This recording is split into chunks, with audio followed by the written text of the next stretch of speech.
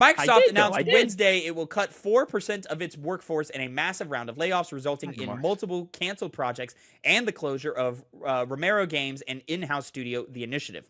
An email from CEO of Microsoft Gaming, Phil Spencer, leaked to Windows Central, reads as follows.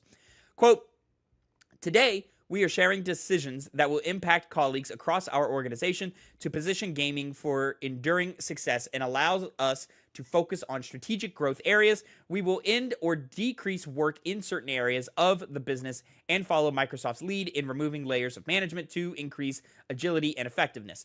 Out of respect for those impacted today, the specifics of today's notifications and any organizational shifts will be shared by your team leaders in the coming days.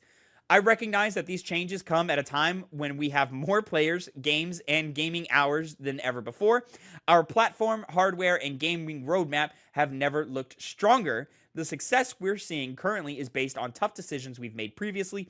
We must make choices now for continued success in future years, and a key part of that strategy is the discipline to prioritize the strongest opportunities. We will protect what is thriving and concentrate efforts on areas with the greatest potential, while delivering on the expectations the company has for our business. This focused approach means we can deliver exceptional games and experiences for players for generations to come. Prioritizing our opportunities is essential, but that does not lessen the significance of this moment. Simply put, we would not be where we are today without the time, energy, and creativity of those whose roles are impacted. These decisions are not a reflection of the talent, creativity, and dedication of the people involved. Our momentum is not accidental. It is the result of years of dedicated effort from our teams. HR is working directly with impacted employees to provide severance plan benefits aligned with local laws, including pay, healthcare coverage, and job placement resources to support their transition. Employees whose roles were eliminated are encouraged to explore open positions across Microsoft Gaming, where their applications will be given priority review. The initiative, end quote. The initiative was working on a reboot of the Perfect Dark series with Tomb Raider developer Crystal Dynamics, though now the collaboration with Crystal Dynamics ceased alongside the development of Perfect Dark. A Twitter post from Romero Games co-founder Brenda Romero announced the cancellation of multiple projects on July 3rd, including an unannounced first-person shooter. The next day, Irish publication The Journal reported the studio would close entirely, with Romero subsequently confirming the closure, saying, quote, "We hit every milestone on time, every time. We're heartbroken that it's come to this." It's reported that 100 staff members were affected by the shutdown. Bloomberg's Jason Schreier confirmed additional canceled games, including a project from Banjo-Kazooie developer Rare titled Everwild, an unnamed online game from ZeniMax Online Studios, developer of The Elder Scrolls Online. Head of ZeniMax Online Studios, Matt Fryer, shortly announced afterwards his stepping down from the studio, trusting its future to new head Joe Burba. Meanwhile, multiple Rare developers like Everwild's director Greg Mayles, who worked at the studio for 25 years, and 20-year veteran Luis O'Connor departed the company following the cancellation and workforce cuts. Layoffs not only occurred at the aforementioned studios, but also at Candy Crush creator King, where 200 jobs were lost, and cuts at Raven Software, Sledgehammer Games, Halo Studios, formerly 343 Industries, and Forza Motorsports Turn 10 Studios. Xbox Game Studio Matt Booty followed up on Spencer's staff email, which partly reads, quote, "We have made the decision to stop development of Perfect Dark and Everwild, as well as wind down several unannounced projects across our portfolio," Booty writes. Quote, "As part of this, we are closing one of our studios, The Initiative. These decisions, along with other changes across our teams, reflect a broader effort to adjust priorities and focus resources to set up our team for greater success within a changing industry landscape. We did not make these choices lightly, as each project and team represents years of effort, imagination, and commitment. Our overall portfolio strategy is unchanged. Build games that excite our players, continue to grow our biggest franchises, and create new stories, worlds, and characters. We have more than 40 projects in active development, continued momentum on titles shipping this fall, and a strong slate headed into 2026. While critical reception to the leaked emails have been overwhelmingly negative, Xbox producer Matt Turnbull drew the ire of fans and developers alike through a deleted, tone-deaf LinkedIn post pictured below, where Turnbull suggests AI might provide emotional and career assistance. Fuck off. Per Video Game Chronicles, Andy Robinson, ZeniMax Online producer Eric Smith responded, "Jesus Christ, read the room, dude." While Paul Murphy, presumably of Dragon Snack Games, responded, "I'm sure you're trying to help, but what the fuck? You hired these folks once. At least give them the respect they've earned and assume they have the ability to write their own resumes." The Seattle Times identifies AI as a main reason for the layoffs, despite $26 billion in profit at Microsoft in the months of January to March. The publication points out that due to spending $80 billion in AI infrastructure, the company is seeking to save wherever they can. The same article included an analysis from the University of Washington historian Margaret O'Mara, who says the nature of the layoffs are historically unusual, as the case is typically deindustrialization and times of crisis. The Seattle Times reports that a majority of those laid off by AI were software engineers as opposed to developers. This is one of the biggest in their entire history as far as cuts go. 9,000 people. Yeah. 4% well, of the workforce. In 2022, I want to say they laid off 10,000. Yeah. And they've I've neglected to put the numbers. They've laid off a good amount of people already this year. A bunch. And now this is just adding on to it. Yes. There's no excuses for this, especially when you look at, even though we've, of course, talked mainly about the video game side of things, the bloated number of employees that were cut, it's because of AI, primarily. And this is what they always were warning against, at least people were warning against. People like those at Xbox and PlayStation always trying to enforce the great things that AI will bring and deny any claim that it's going to take people's jobs. People always kind of knew that was bullshit, and very obviously it's proven here. If you needed an example, this is the perfect one to always go back to. We'll talk a bit more about their, Game Pass later.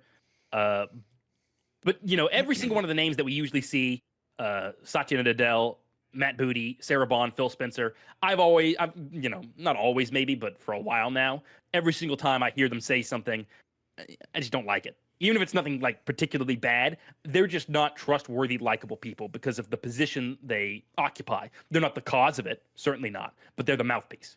And when they do these basic, some people are saying that these apology emails or these, announcement emails were done by AI. I have no problem believing that to be true. It could not be. I don't believe that. I believe somebody wrote it. I just don't believe that they took as much time as they should have to write it. And a lot of that is because I didn't include the full email from Matt Booty, but part of it, the one that I left out, sounds eerily similar, which is why I bring up the AI part to when they were doing the corporate fluff here in Phil Spencer's email. So it seemed like it's just they use a template to say, okay, let's No, 100%. There's a template. Listen, yeah. I've done my best when talking about Microsoft and specifically Xbox Studios leadership to cut them as much slack as I can, because it's a big ship. They are not the front runners of the industry, but they are one of them. But they're not the front runners of the industry, and they're trying to.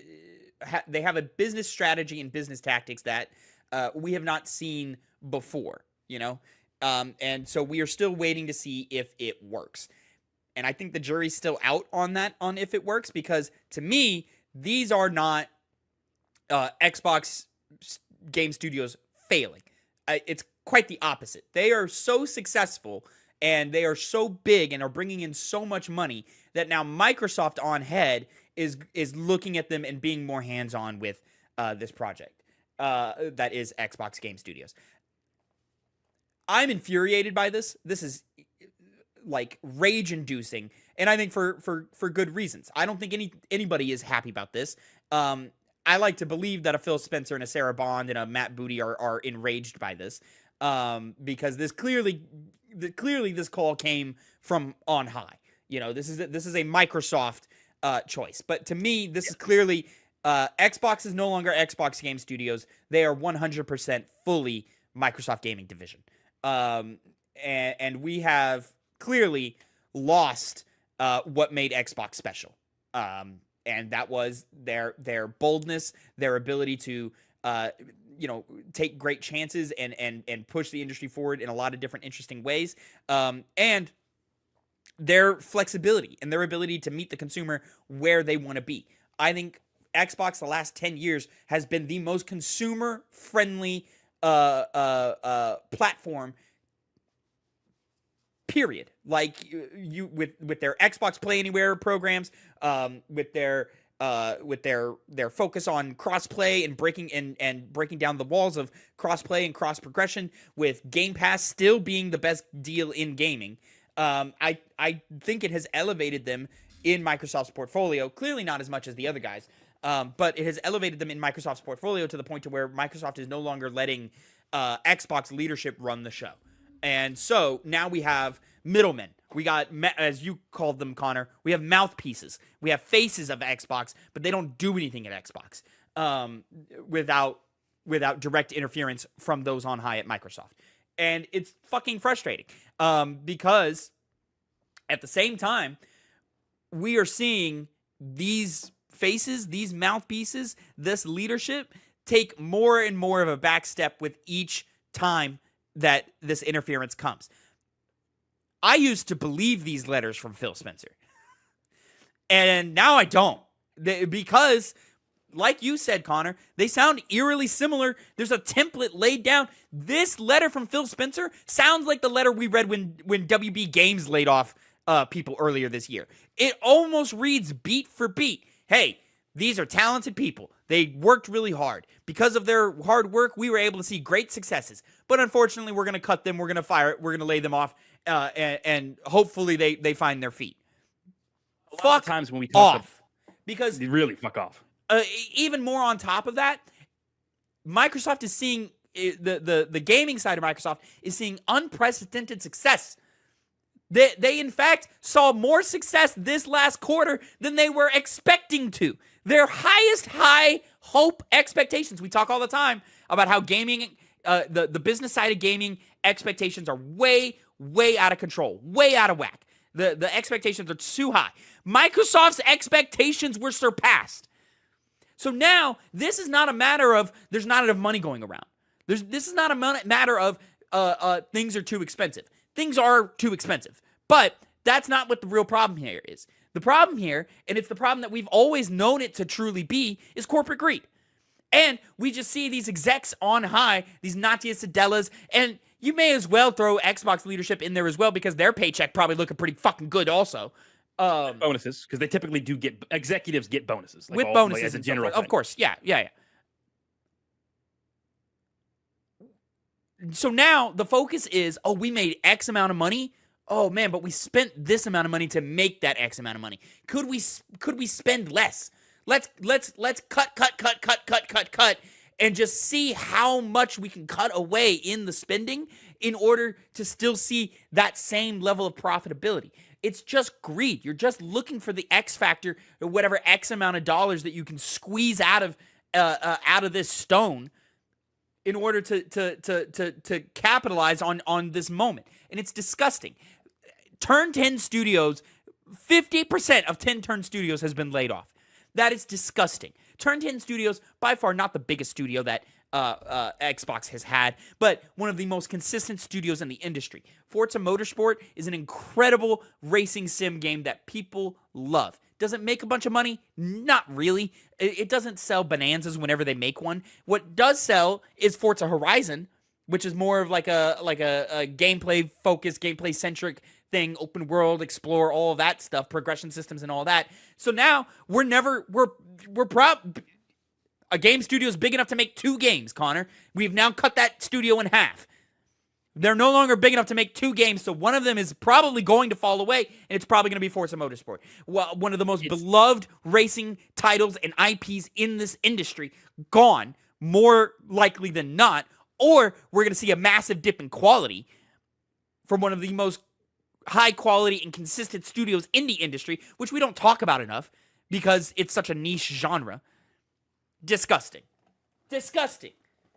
Microsoft always tries to be at the forefront of technological advancements, what comes next, which makes sense why they're investing into AI And again, this serves as a really good template for what that's going to look like on a grander scale when more and more people do it.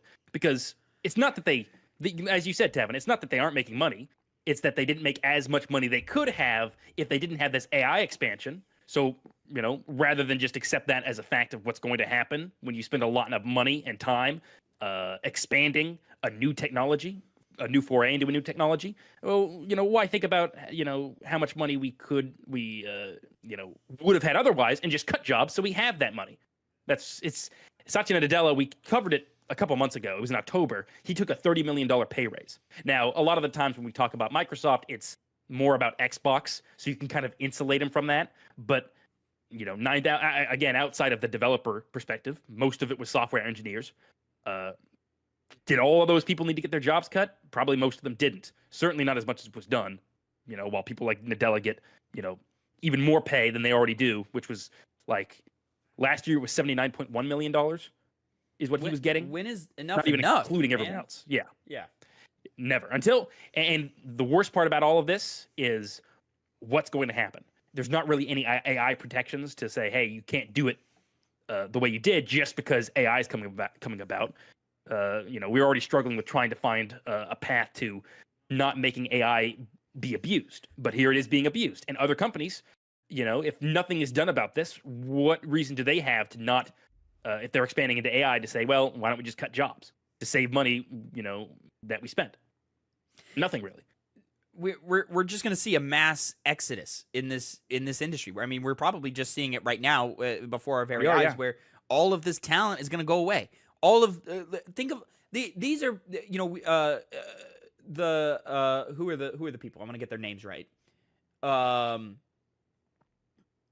the big people at Microsoft. I'm going head of ZeniMax Online Studios, Matt Fryer, announcing he's stepping down as head of studio.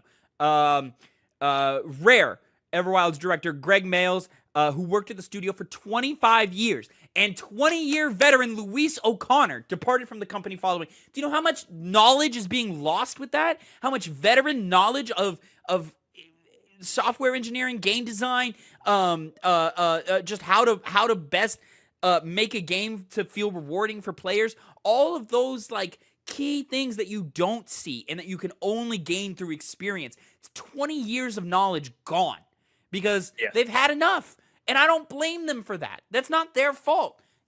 They've been working on project after project after project, and it just cannot get out the fucking door, and they're tired of it. They're sick of this. They're burnt out. I don't blame them for leaving, but it's just so sad because we're going to lose so much talent. Think of all of the knowledge that could have been passed down from these people to a new generation. Think of the new generation that sees what's happening to these people and goes, I'm not doing that.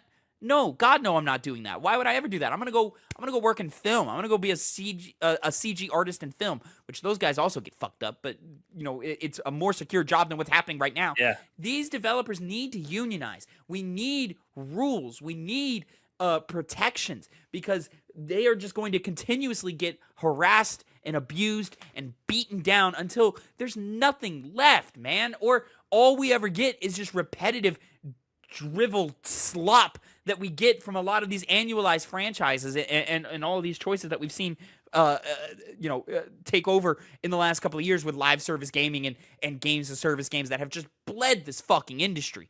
It's just you don't work 25 years for a game company and then just leave because you got you were done with it for a personal reason. You did it because external factors made you quit. Made it to where it's not worth more than likely. I mean, there's always a reason.